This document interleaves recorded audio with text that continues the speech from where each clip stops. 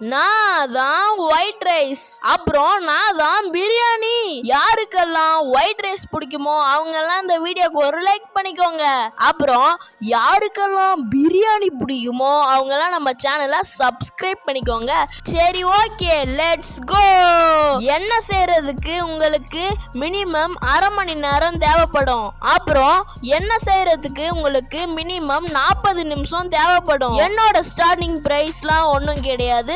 நீங்க கடையில அரிசி வாங்கினா அதை வச்சு என்ன நீங்க பண்ணலாம். அப்புறம் என்னோட ஸ்டார்டிங் பிரைஸ் 40 ரூபாய். நான் எப்பவுமே வெள்ளை கலர்ல தான் இருப்பேன். அப்புறம் நான் மோஸ்டா ஆரஞ்சு கலர்ல தான் இருப்பேன். ஒயிட் ரைஸ் இருந்தா நீங்க எந்த குழம்புலயும் சாப்பிடலாம்.